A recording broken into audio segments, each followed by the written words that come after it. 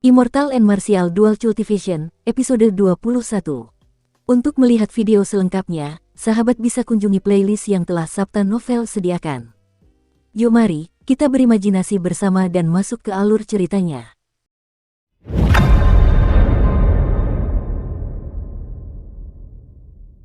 Sosok gelap itu berputar-putar di kepala Xiao Chen sambil menunggangi burung raksasa itu, tetapi ia tidak pergi. Xiao Chen merasa seperti sedang ditatap dengan sepasang mata muram. Jika ia bergerak sedikit saja, ia akan langsung terbunuh. Sua, bayangan putih sebelumnya juga bergegas mendekat. Xiao Chen menatap bayangan putih itu dan merasakan pikirannya mulai gelisah, hal itu sangat mengganggunya. Bayangan putih di udara adalah seorang gadis yang tampak muda. Ia memegang tombak emas sepanjang 2 meter di tangannya. Wajahnya yang halus bagaikan puncak kecantikan, kulitnya sehalus giok, penampilannya menawan, dan matanya bak bintang. Xiao Chen belum pernah melihat gadis secantik itu sebelumnya. Tak ada kata-kata di dunia ini yang bisa menggambarkan kecantikannya. Ia bagaikan batu giok yang terbentuk secara alami dan tak perlu dipoles. "Komandan, kau sudah mengejarku selama 10 hari 10 malam. Dari kota Jiangfeng di pinggiran negara Qin besar hingga kota Mohe yang kecil ini. Apa kau benar-benar tidak rela melepaskanku?" Sosok gelap itu berkata dengan nada cemberut, dengan sedikit ketidakpuasan dalam suaranya, "Hanya karena aku membangkitkan roh bela diri binatang iblis." "Komandan, sejak kau datang ke pos perbatasan, aku telah melalui lebih dari 100 pertempuran dengan berbagai skala bersamamu. Ada lebih dari 100 bekas luka yang tersisa di tubuhku, atau kau sudah melupakannya?" Si cantik yang memilukan itu menunjukkan ekspresi kesakitan di wajahnya, membuat siapapun tak tahan melihatnya. Bibir merahnya terbuka perlahan dan ia berkata dengan suara lembut, "Xiao Hei, aku tak pernah berpikir untuk membunuhmu sebelumnya. Meskipun kau telah mengembangkan roh bela diri binatang iblis dan membunuh 3 rekanmu, aku hanya ingin memusnahkan roh bela diri binatang iblismu." Catatan, aksara Tionghoa untuk Xiao dalam Xiao Hei berbeda dengan aksara Tionghoa untuk Xiao Chen. Aksara ini berarti kecil dan biasanya digunakan sebagai nama panggilan. Jadi, dalam hal ini, nama ini berarti hitam kecil. Kita lanjut ke alur ceritanya. "Hahaha, sosok gelap itu tertawa terbahak-bahak, kau tidak ingin membunuhku, tapi kau menggunakan teknik bela diri tingkat bumi, laut biru tanpa batas. Kalau aku tidak beruntung, aku pasti sudah mati sejak lama. Baiklah, karena kau ingin membunuhku, maka aku tidak akan mempertimbangkan hubungan lama kita dan mengirimmu untuk menemui ketiga rekan kita yang sudah mati." Sebilah pedang muncul di tangan sosok gelap itu saat ia menunggangi burung raksasa itu dan menyerbu gadis itu. Sebuah celah hitam muncul di udara saat cakar burung itu menebasnya. Setelah burung hitam menyerang, sosok gelap itu melompat dan mengirimkan cahaya pedang hitam ke arah gadis itu. Xiao Chen terkejut, jelas bahwa sosok gelap ini tidak sekuat gadis berbaju putih. Hal ini dapat dengan mudah dilihat dari fakta bahwa ia perlu menunggangi burung itu untuk terbang, sementara gadis berbaju putih bisa terbang tanpa bantuan apapun. Namun, dengan burung raksasa di bawahnya yang juga menyerang, situasinya menjadi 2 lawan 1. Ada kemungkinan gadis berbaju putih ini akan dirugikan. Namun, segalanya tidak berjalan sesuai harapan Xiao Chen. Gadis berbaju putih itu menggenggam tombak emasnya dan menggoyangkannya, 9 naga emas muncul di belakangnya, mendesis tanpa henti. Tubuh gadis itu memancarkan kekuatan kekaisaran yang luar biasa. Di bawah tekanan seperti itu, Xiao Chen hampir berlutut dan bersujud. Tiba-tiba, aliran aura naga azure kuno terpancar dari tubuh Xiao Chen. Kekuatan tak terbatas itu langsung terasa seolah-olah tidak ada, dan Xiao Chen pun bisa rileks. Dengan 9 naga yang melindungi tubuhnya, robekan spasial yang disebabkan oleh burung hitam itu langsung mereda. Tombak panjang itu tiba-tiba berbalik dan menyerang sosok gelap itu. Sosok gelap itu jungkir balik di udara, meredam gelombang ki naga. Burung hitam di depannya seolah terhubung secara telepati dengannya, dan muncul tepat di kakinya. 9 naga berputar-putar di udara seiring meningkatnya kecepatan pertempuran antara keduanya. Tubuh mereka terus-menerus terangkat ke langit, melepaskan energi yang melimpah. Pohon-pohon di sekitarnya patah di batangnya dan langsung berubah menjadi bubuk. Terdengar desisan naga yang tak henti-hentinya, dan ki hitam yang tak terbatas memancar keluar. Ki emas dan ki hitam berbenturan hebat di udara. Hati Xiao Chen dipenuhi dengan keluhan yang tak henti-hentinya. Kedua orang ini adalah ahli puncak, energi yang mereka lepaskan akan menyebabkannya terluka parah jika sedikit saja mengenai tubuh Xiao Chen. Xiao Chen tak kuasa menahan diri untuk menggunakan perisai petir surgawi untuk bertahan melawan energi yang sesekali turun dari langit. Meskipun demikian, organ-organ dalamnya terguncang, menyebabkan ki dan darahnya bergejolak. Tak lama kemudian, Xiao Chen tak lagi bisa melihat bayangan mereka dengan jelas. Melalui indera spiritual Xiao Chen, jelas terlihat bahwa kekuatan gadis itu lebih unggul. Namun, saat mereka bertarung, ia menyadari bahwa gadis itu tidak sepenuhnya menggunakan kekuatan mereka. Jelas sekali ia berada di bawah semacam pengekangan. Kekuatan sejati 9 naga itu belum sepenuhnya terungkap. Ye Chenzu, sudahkah kau turun ke level seperti itu? Melibatkan seorang murid bela diri dalam pertarungan kita. Di mana harga dirimu? Suara merdu gadis itu dipenuhi amarah yang tak terkira saat mereka berdua perlahan turun. Ye Chenzu tersenyum cemberut, kebanggaan. Sebagai komandan, tentu saja kau punya harga diri. Bagiku, akan lebih sulit bagiku untuk tetap hidup. Apa gunanya harga diri? Jika kau ingin membunuhku, bunuh saja orang ini dulu. Biarkan aku melihat harga dirimu. Xiao Chen akhirnya mengerti mengapa gadis berbaju putih itu terkekang, sebenarnya itu karena dirinya. Namun, meskipun ia ingin pergi, ia tidak bisa, sosok gelap itu telah menggunakan ki-nya untuk menguncinya. Selama dia melakukan gerakan aneh apapun, dia akan dibunuh di tempat. Sungguh tercela, kata gadis berpakaian putih itu sambil menggertakkan giginya. Ia mengayunkan tombak panjang itu ke udara, dan 9 naga di belakangnya bergetar, mengitari tombak itu. Sambil berteriak, ia menusukkannya ke arah Ye Chenzu, menciptakan bayangan naga di udara. Sial, Ye Chenzu menggunakan pedangnya untuk menangkis serangan ini, tetapi bayangan naga yang melingkari tombak itu menukik ke bawah. Ye Chenzu terkejut dan mengayunkan pedangnya 9 kali. 9 aliran ki pedang yang melonjak bertabrakan dengan bayangan naga. Aliran energi berhamburan ke segala arah. Xiao Chen, yang berada di bawah, terguncang dan langsung memuntahkan seteguk darah.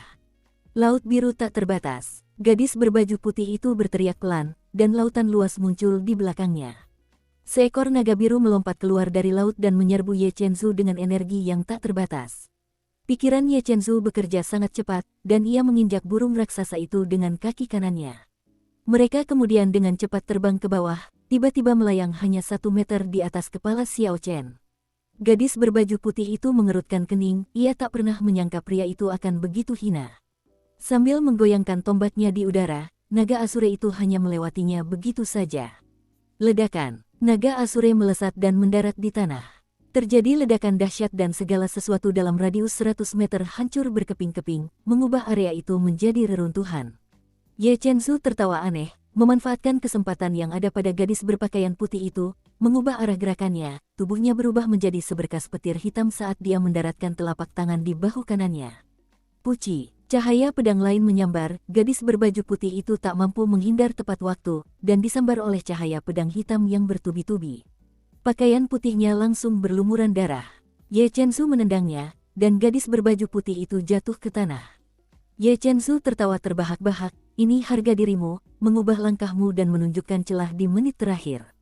Harga dirimu hanya akan membuatmu mati di tanganku. Lagi pula, hidupmu memang akan singkat. Kalau dipikir-pikir, tidak akan terlalu menyesal jika kau mati di tanganku hari ini. Ye Chenzu terus tertawa di udara, ia tampak gila. Ki hitam di tubuhnya semakin pekat. Ini adalah ki iblis yang tak terbatas, yang memiliki energi tak berujung. Mati saja. Ye Chenzu berteriak keras dan turun dari langit, memancarkan cahaya pedang sepanjang puluhan meter.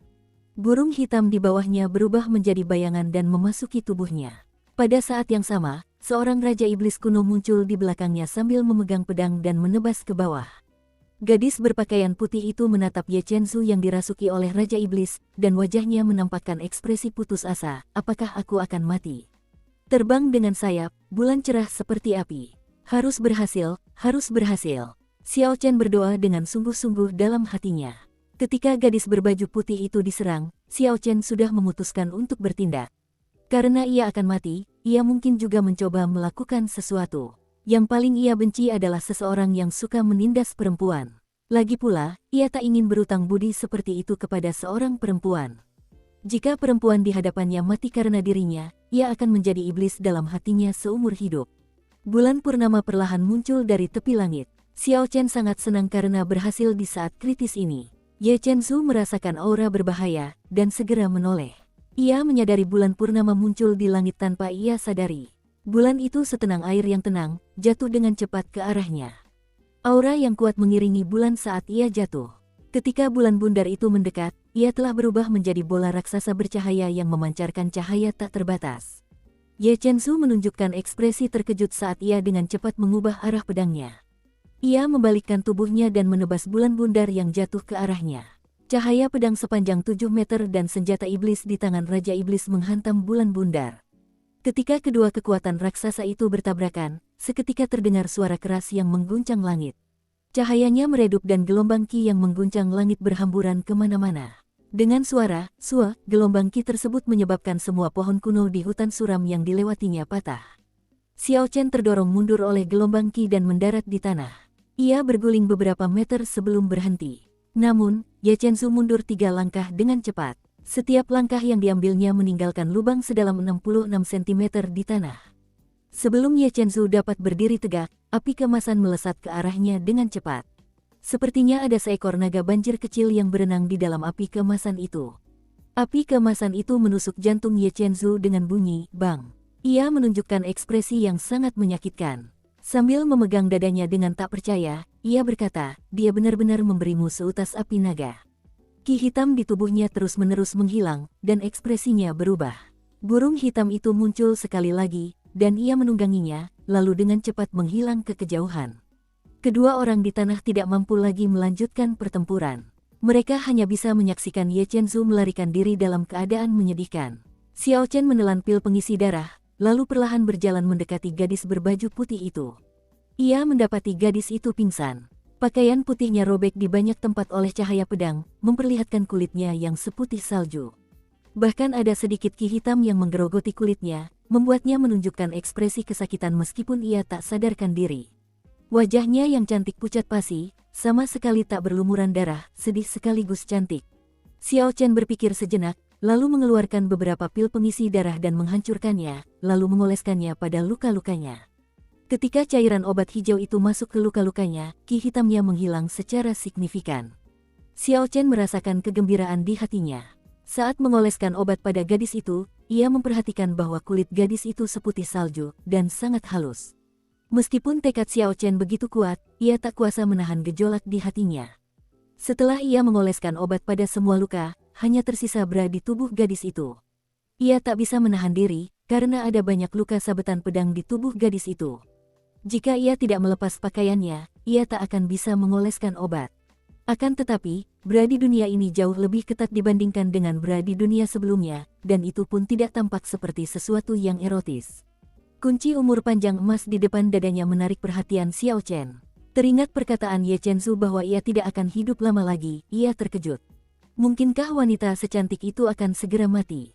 Xiao Chen menggelengkan kepala dan menyingkirkan pertanyaan itu dari benaknya. Masalah utamanya sekarang adalah bagaimana menghadapinya. Dia jelas tidak bisa meninggalkannya di sini. Setelah menyebabkan keributan besar di hutan suram, binatang iblis pasti akan tertarik mendekat. Gadis ini berakhir dalam keadaan seperti itu karena dia, jadi Xiao Chen pasti tidak akan meninggalkannya sendirian. Namun, tidak mudah baginya untuk membawanya kembali ke perkemahan. Tiba-tiba, tatapannya tertuju pada cincin semestanya. Xiao Chen tersenyum lembut, ia sudah punya ide bagus. Cincin semesta ini berisi ruang independen, berbeda dari cincin spasial dunia ini. Makhluk hidup juga dapat dimasukkan ke dalamnya, asalkan mereka mau atau tidak sadar. Inilah kekuatan harta karun ajaib ini. Melihat reruntuhan di sekitarnya, Xiao Chen sudah tidak berminat lagi untuk berburu. Lagi pula, setelah mereka membuat keributan besar, pasti banyak binatang iblis kuat yang akan tertarik. Jika dia tetap di sini, satu-satunya yang menantinya adalah kematian. Ketika Xiao Chen kembali, Xiao Yulan dan yang lainnya sudah bangun dan berada di perkemahan. Rupanya, keributan sebelumnya telah membangunkan mereka.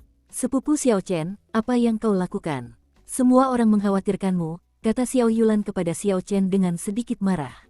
Xiao Chen tersipu malu, tidak apa-apa, aku hanya merasakan sesuatu, jadi aku keluar untuk memeriksanya. Namun, orang-orang yang berjaga malam bilang mereka tidak melihatmu. Kalau kamu mau keluar, bilang saja, kata Xiao Yulan sambil menunjuk 2 orang. Xiao Chen merasakan sakit kepala datang tiba-tiba saat dia melihat Xiao Jian di tengah kerumunan, dan buru-buru berkata, aku sudah bilang pada Xiao Jian, benarkah begitu, Xiao Jian? Xiao Jian terkejut dan mengangguk, dia memang memberitahuku tentang itu. Xiao Chen tersenyum, aku tidak berbohong padamu, kan? Tidurlah. Jaga malam harus melanjutkan tugasnya. Aku baru saja memeriksanya, dan tidak ada apa-apa. Pada hari kedua persidangan, Xiao Chen takut mereka akan bertemu dengan sosok gelap yang menakutkan itu.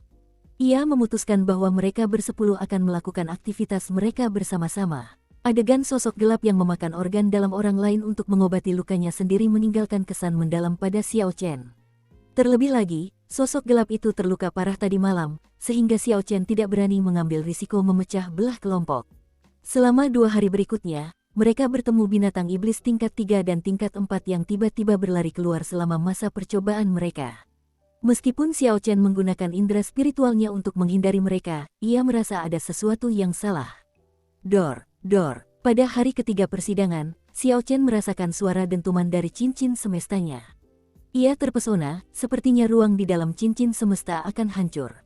Gadis berbaju putih itu sepertinya akan segera bangun. Ia begitu sibuk memimpin kelompok dan berlatih di malam hari hingga lupa akan hal itu. Xiao Chen segera mengeluarkan semua inti iblis tingkat 2 dari cincin semesta. Ia takut jika tidak mengeluarkannya, mereka akan dihancurkan oleh gadis di dalam sana. Jika itu terjadi, akan sangat disayangkan. Dengan usaha beberapa hari terakhir, mereka sudah mencapai hampir 200 inti iblis. Sepupu Yulan, kupercayakan barang-barang ini kepadamu dulu, kau juga harus menyimpan inti iblis yang kita dapatkan nanti. Aku harus pergi sebentar. Xiao Yulan menatap Xiao Chen dengan kaget. Sepupu Xiao Chen, apa yang kau lakukan? Kita akan segera berangkat. Aku tidak punya waktu untuk menjelaskan, aku harus segera pergi, kata Xiao Chen cepat. Ada setetes esensi darahnya di cincin semesta. Setiap kali terdengar ledakan, rasanya seperti ledakan yang meledak di benaknya. Orang-orang yang tersisa melihat Xiao Chen melakukan lightning evasion dan segera menjauh. Mereka tidak mengerti apa yang sedang terjadi. Xiao Yulan menghentakkan kaki ke tanah dengan marah sambil memperhatikan sosok Xiao Chen yang menghilang dengan cepat. Setelah Xiao Chen pergi cukup jauh dan memastikan tidak ada seorang pun di sekitar, dia melepaskan gadis itu dari cincin alam semesta.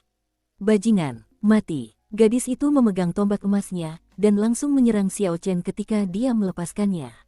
Serangan yang dipenuhi amarah dan energi yang meluap-luap ini melesat ke arah Xiao Chen tanpa ampun, mengejutkannya, dan membuatnya melompat cepat untuk menghindar. Hei, periksa dirimu dulu untuk melihat apakah kamu kehilangan sesuatu sebelum memanggilku bajingan, kata Xiao Chen buru-buru ketika dia melihat bahwa dia bersiap untuk melakukan gerakan lain. Gadis itu menyadari bahwa ia hanya mengenakan bra dan semburat merah muncul di wajahnya yang pucat. Sudah begini, dan kau masih mau menyangkalnya. Akan kubunuh kau. Dia menggenggam tombak emas itu sekali lagi di tangannya, dan niat membunuh yang kuat muncul di matanya. Dia bersiap untuk bergerak. Xiao Chen menyadari bahwa tidak ada gunanya menjelaskan. Gadis ini memiliki kemampuan bertarung yang kuat. Dia sudah menduga hal ini sebelumnya, dan sudah bersiap untuk lari. Ledakan. Terdengar suara seseorang tersandung di belakangnya. Xiao Chen menoleh untuk melihat, dan mendapati bahwa sebelum gadis itu bergerak, ia jatuh ke tanah. Ia segera berbalik dan berjalan mendekat. Jangan sentuh aku, kata gadis itu dengan galak. Xiao Chen berkata tanpa daya, aku tidak akan menyentuhmu, aku janji. Aku hanya ingin memberitahumu bahwa aku benar-benar bukan bajingan. Lihat luka-luka di tubuhmu, lihat apakah ada bekas luka yang tersisa. Aku hanya mengoleskan obat padamu. Aku tidak melakukan apa-apa lagi. Jangan menatapku begitu tajam, pertimbangkan situasimu. Jika aku benar-benar ingin melakukan sesuatu padamu, kau tidak akan bisa menolaknya. Setelah sekian lama, gadis itu akhirnya berkata, baiklah, aku akan percaya padamu sekali saja. Tapi, kenapa kau memenjarakanku di tempat itu? Xiao Chen buru-buru menjelaskan situasinya padanya sebelum gadis itu akhirnya mempercayainya. Bantu aku berdiri dulu, aku percaya padamu sekarang. Xiao Chen menghela napas lega dan membantunya berdiri, lalu bersandar di pohon. Benar sekali, aku belum menanyakan namamu. Namaku, aku Yue Ying, kata gadis itu lembut. Setelah mengatakannya, suara gemuruh terdengar dari perutnya. Ia tak kuasa menahan diri untuk tidak tersipu. Dukung terus channel YouTube Sabta Novel. Setelah Xiao Chen mendengarnya, ia tak kuasa menahan senyum dan mengeluarkan pil puasa dari cincin semesta. Makanlah ini. Setelah makan ini, kau tak akan lapar lagi. Menerima pil puasa, Yue Ying langsung menelannya tanpa ragu. Tak lama kemudian, ia merasa perutnya yang kosong tak lagi terasa lapar. Ia berkata dengan heran, kau seorang alkemis. Pil ini sungguh ajaib. Xiao Chen mengangguk, kamu benar-benar berani, apakah kamu tidak takut aku memberimu racun? Pada saat ini, Yue Ying sudah memulihkan sebagian kekuatannya. Ia bangkit dan meregangkan tubuhnya sambil berkata, "Karena aku telah memilih untuk mempercayaimu, aku tidak akan ragu. Lagi pula, jika aku ingin membunuhmu, selama aku masih bernapas, akan mudah bagiku untuk melakukannya." Xiao Chen mendecakkan bibirnya pelan, kenapa semua wanita yang ditemuinya begitu kuat? Ao Jiao dulu kuat, dan sekarang ada Yue Ying ini. Rasanya sesak. Berapa lama aku berada di tempat itu? Tanya Yue Ying tiba-tiba. Sekitar 3 hari. Raut wajah Yue Ying berubah. Oh tidak, orang-orang dari Kabupaten Qizi itu mungkin sudah dibunuh oleh Ye Chenzu. Sebaiknya kau bawa orang-orang yang berpartisipasi dalam persidangan itu pergi secepatnya. Binatang iblis akan segera menyerang. Xiao Chen memikirkannya. Ia ingat bahwa ia terus bertemu dengan binatang iblis tingkat tinggi beberapa hari terakhir ini. Mungkinkah para ahli yang dikirim Kabupaten Qizi ke inti hutan suram semuanya mati? Huci, tiba-tiba, 3 api berwarna berbeda membubung ke langit gelap hutan suram. Ini adalah sinyal darurat dari klan Zhang, klan Xiao, dan klan Tang. Apa yang terjadi? Mengapa ketiga klan melepaskan sinyal darurat secara bersamaan? Xiao Chen bertanya-tanya. Aku akan kembali, apa yang akan kamu lakukan? Kata Xiao Chen kepada Yue Ying. Yue Ying tersenyum acuh tak acuh, pergilah. Aku tidak terluka parah, hanya saja aku terlalu lelah menggunakan teknik itu. Aku hanya perlu memulihkan diri selama 1 jam, dan aku akan bisa pergi. Xiao Chen berpikir sejenak sebelum berkata, kalau begitu, biarkan aku menjagamu selama 1 jam. Terima kasih, kata Yue Ying tulus. Saat ini ia sedang dalam kondisi terlemahnya, dan membutuhkan seseorang untuk melindunginya. Yue Ying duduk bersila, dan 9 bayangan naga berputar di sekelilingnya. Aliran ki naga emas terus-menerus terpancar dari tubuhnya. Auranya semakin kuat, sedikit demi sedikit. Setelah 1 jam, Yue Ying tiba-tiba membuka matanya. Semua lukanya telah sembuh. Ia tidak lagi memancarkan perasaan lemah seperti sebelumnya, ia kini dipenuhi aura tirani. Ia mengangguk ke arah Xiao Chen, dan seekor naga emas kecil memasuki tubuh Xiao Chen, berenang di dalam tubuhnya selama 1 siklus, sebelum menyatu dengan roh bela diri naga Azure. Kau menyelamatkan hidupku. Bila perlu, ki naga ini akan melindungimu. Setelah berkata begitu, ia melesat ke angkasa dan terbang ke kejauhan, meninggalkan Xiao Chen dengan sesosok tubuh yang indah. Xiao Chen tidak ragu untuk pergi. Berdasarkan kemampuannya menggunakan api naga, Xiao Chen sudah menebak identitasnya. Yue Ying, ketika ia membalik namanya, ternyata Ying Yue.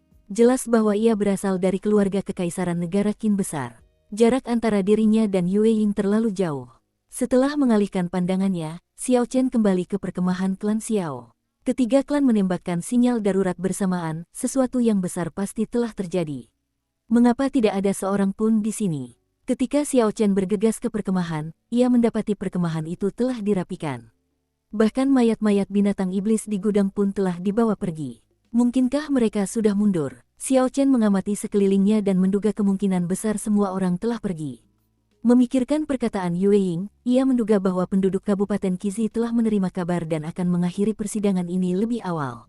Saat hendak pergi, ia tiba-tiba merasakan bahaya. Ia melepaskan indera spiritualnya, dan menemukan seorang kultivator bersembunyi di pohon di sebelah kiri, tingginya sekitar 20 meter. Kultivator ini telah menarik seluruh auranya, dan memelototi Xiao Chen. Ia menunggu kesempatan untuk membunuh Xiao Chen. Xiao Chen mengendalikan indera spiritualnya, dan setelah melihatnya dengan jelas, ia tak kuasa menahan tawa dalam hati.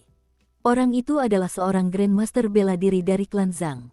Seharusnya ia datang bersama kedua tetua klan Tang. Ia hanya tidak tahu bagaimana orang ini bisa lolos dari pembunuhan Ye Chenzu. Namun, auranya tampak agak lemah. Karena menghindari Ye Chenzu selama beberapa hari terakhir, ia telah menghabiskan banyak esens.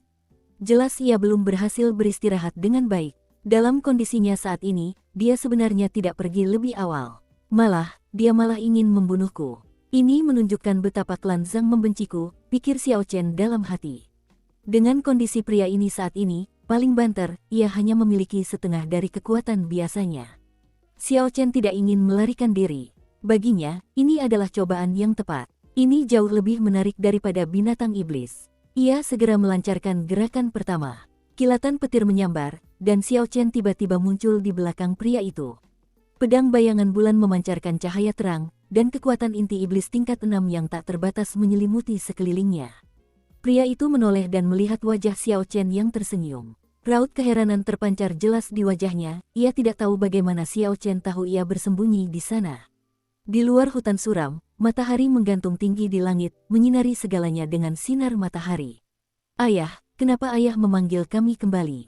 Sepupu Xiao Chen belum keluar, kata Xiao Yulan kepada Xiao Qiang dengan nada tidak puas. Tak lama setelah Xiao Chen pergi, Xiao Qiang membawa 4 Grandmaster bela diri klan Xiao ke perkemahan klan Xiao. Ia mengatakan bahwa ujian akan berakhir lebih awal, lalu segera membawa semua orang keluar dari hutan. Xiao Qiang mengerutkan kening, selain seorang Grandmaster bela diri yang melarikan diri, semua ahli yang dikirim Kabupaten Qizi ke inti hutan suram tewas, bahkan ahli bela diri suci yang mereka kirim juga tewas. Kerumunan di belakang menarik napas tajam, bahkan seorang ahli martial Saint pun mati. Apakah binatang iblis dari hutan suram begitu mengerikan? Dia dibunuh oleh manusia, bukan oleh binatang iblis. Terlebih lagi, cara kematiannya sangat mengerikan. Kabupaten Qizi sudah melaporkan masalah ini ke Istana Kekaisaran. Ini bukan sesuatu yang bisa kami selesaikan hanya dengan meminta bantuan kami. Karena itu, persidangan telah dibatalkan, jelas Xiao Qiang. Wajah Xiao Yulan sedikit berubah dan ia berkata dengan cemas, kalau begitu, bukankah itu berarti sepupu Xiao Chen dalam bahaya besar? Aku harus masuk dan mencarinya. Tidak masuk akal, teriak Xiao Qiang tegas, kau ingat kejadian di Gunung Tujuh Tanduk? Apa kau pikir Xiao Chen akan mati semudah itu? Kalau dia mau kabur, bahkan seorang martial saint pun tak akan bisa menangkapnya. Kalau kau masuk, kau hanya akan jadi beban baginya. Mata Xiao Yulan memerah, tetapi dia tidak mengatakan apapun. Penatua Xiao, apa yang kau lakukan? Memarahi seseorang, itu tidak baik. Kepala klan Tang membawa sekelompok orang sambil berjalan mendekat, di mana tuan muda kedua dari klanmu. Kenapa aku tidak melihatnya? Apa binatang iblis sudah memakannya? Xiao Qiang menatap Tang Tian dengan dingin dan mencibir, jangan pikir aku tidak tahu apa yang telah kau lakukan di hutan suram. Sayang sekali langit punya mata, dan kau kehilangan 2 orang setingkat tetua dengan sia-sia. Raut wajah Tang berubah, lalu ia tersenyum, aku tidak mengerti apa yang tetua Xiao bicarakan. Namun, meskipun ujian ini berakhir lebih awal, kita masih harus membandingkan hasil dari ketiga klan kita. Aku ingin tahu berapa banyak inti iblis yang berhasil dikumpulkan klan Xiao. Nanti, ketika tuan kota tiba, aku akan melaporkannya langsung kepadanya. Kalau sudah begitu, kuharap jumlah yang dilaporkan klan Tang tidak terlalu rendah. Klan Xiao berhasil mendapatkan total 180 inti iblis peringkat 2. Xiao Qiang sangat puas dengan pencapaian mereka meskipun hanya memiliki waktu 3 hari. Karena itu, ia tidak takut dengan ejekan Tang Tian. Tak lama kemudian, penguasa kota Dugu Feng memanggil orang-orang dari 3 klan. Wajahnya tampak santai, seolah-olah urusan hutan suram tidak ada hubungannya dengan dirinya. Dugu Feng tersenyum, meskipun ada beberapa masalah dengan uji coba ini dan kami harus mengakhirinya lebih awal, kami akan tetap mengikuti aturan lama. Persaingan antara ketiga klan kalian akan terus berlanjut. Saya ingin tahu apakah ada yang berhasil melampaui klan Xiao, mereka telah menjadi yang pertama selama beberapa kali terakhir. Mari kita mulai dengan klan Zhang. Aku ingin tahu berapa banyak inti iblis yang mereka peroleh. Raut wajah kepala klan Zhang berubah sangat buruk ketika mendengar ini. Kali ini, murid terkuat klan Zhang mereka tidak muncul karena ia dan roh bela dirinya terluka.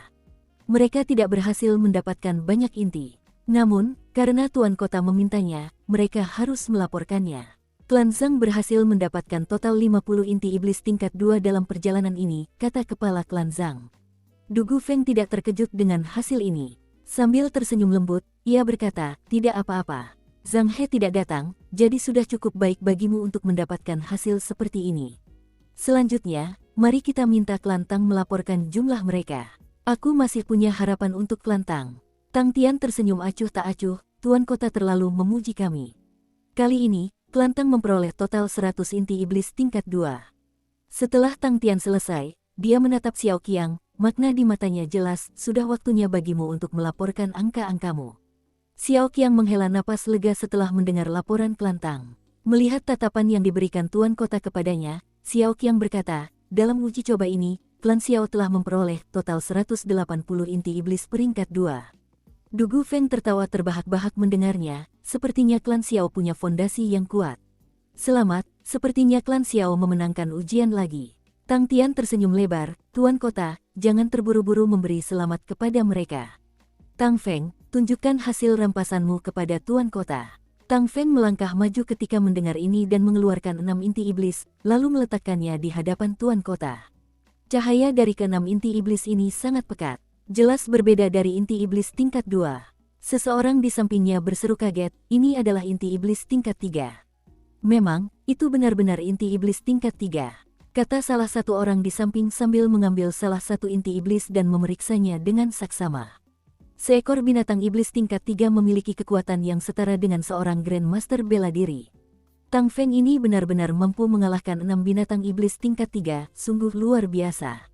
Kota Mohe telah mengadakan begitu banyak ujian, tetapi aku belum pernah mendengar ada orang yang berhasil mendapatkan inti iblis peringkat 3 sebelumnya.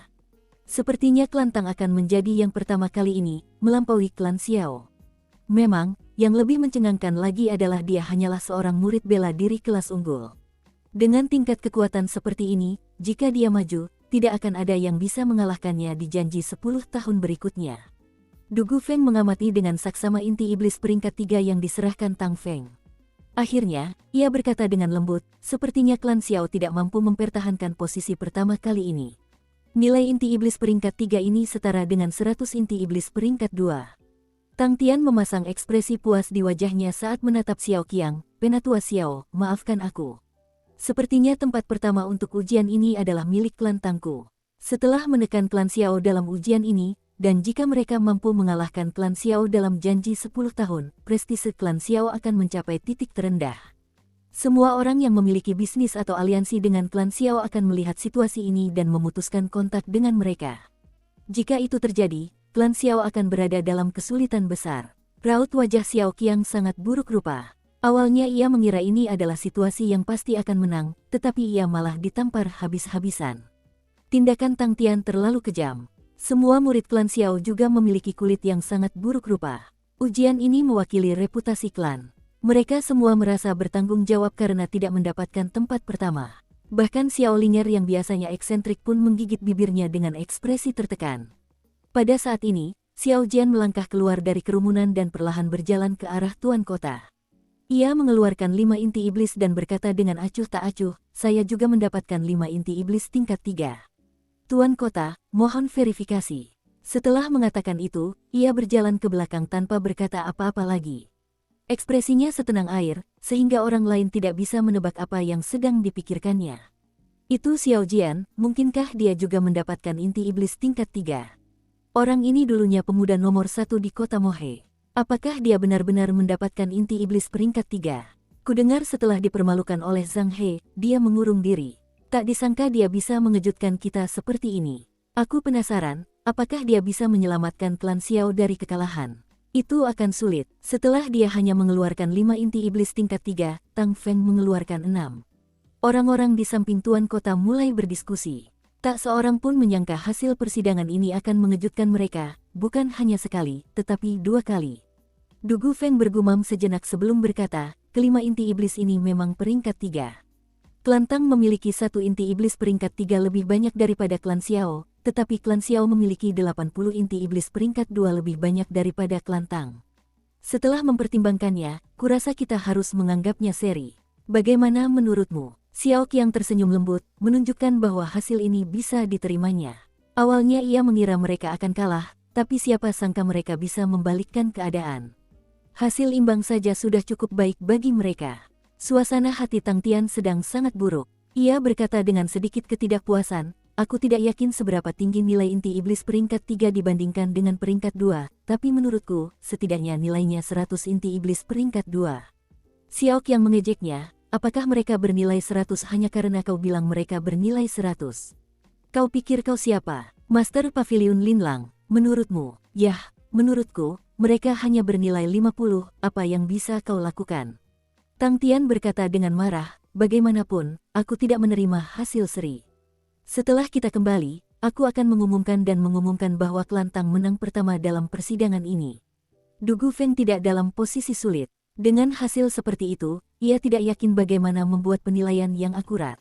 Lagi pula, ia bukan ahli dalam menilai nilai inti iblis. Yah, menurutku ini memang bukan seri, tapi yang kalah adalah kamu, klan Tang. Siapa yang bicara begitu? Nadanya penuh kesombongan. Kerumunan itu menoleh untuk melihat, tetapi yang mereka lihat hanyalah sosok seorang pemuda yang berjalan perlahan dari pintu masuk hutan suram. Mereka menyipitkan mata, tetapi cahaya terang yang menyilaukan tiba-tiba muncul. Ia membawa bungkusan bundar di balik tasnya. Sinar matahari menyinari wajahnya, membuat wajahnya yang nyaris tampan itu tampak berseri-seri. Suaranya tidak keras, tetapi semua orang mendengarnya dengan jelas. "Sepupu Xiao Chen, kamu akhirnya kembali. Kakak Xiao Chen, cepatlah datang dan bantu Ling'er membalas dendam." Catatan, saya yakin dialog di atas diucapkan oleh Xiao Ling'er sendiri. Ia terkadang menyebut dirinya sendiri sebagai orang ketiga. Kita lanjut ke alur ceritanya. Kapten, para murid klan Xiao yang mengikutinya berlarian dengan gembira, dan Xiao Chen menyapa mereka. Ia berjalan ke depan Tang Tian dengan wajah tersenyum, menatapnya tanpa rasa takut. "Karena kamu tidak menginginkan hasil seri, maka aku akan membuatmu menerima kekalahanmu dengan sepenuh hati." Dengan lambaian tangannya, Xiao Chen mengeluarkan 3 inti iblis. Ini adalah inti iblis dari binatang iblis tingkat 3, macan tutul iblis berpola. Totalnya ada 3. Ini adalah inti iblis dari binatang iblis tingkat 3, monyet darah bulan iblis, ada juga 3. Ini adalah inti iblis dari binatang iblis tingkat 3, naga ekor pedang. Totalnya ada 4. Setiap kali Xiao Chen membacakan nama binatang iblis, orang-orang di sekitarnya akan berteriak kaget. Akhirnya, Xiao Chen mengeluarkan inti iblis dari 8 binatang iblis yang berbeda, setidaknya ada 3 dari masing-masing jenis. "Apa lagi yang ingin kau katakan? Tang Tian, klan Tangmu tidak akan pernah melampaui klan Xiao. Jika kau ingin menjadi yang pertama, kau harus bertanya padaku, apakah aku akan mengizinkannya terjadi lebih dulu," kata Xiao Chen dingin sambil menatap Tang Tian yang tertegun. Orang-orang dari klan Xiao merasa lega. Melihat wajah Tang Tian yang terdiam, hati mereka terasa lega. Xiao Chen berkata dengan acuh tak acuh, "Jika kamu masih belum yakin dengan kekalahanmu, paket di belakangku bernilai 100 inti iblis peringkat 2 lainnya." Setelah pernyataan itu, Xiao Chen membuka bungkusan bundar itu. Ia lalu melemparkannya ke lantai, dan sebuah kepala bundar menggelinding di lantai. Matanya terbuka, dan jelas bahwa ia meninggal dengan keluhan yang masih tersisa. Itu tetua dari klan Zhang. Bagaimana dia bisa dibunuh oleh Xiao Chen? Menurut aturan, dia seharusnya tidak berada di hutan suram. Semua orang di sekitarnya menarik napas dalam-dalam. Apa? Tang Tian dan kepala klan Zhang berseru kaget bersamaan, dan raut wajah mereka berubah drastis. Ada ketakutan di mata mereka saat menatap Xiao Chen.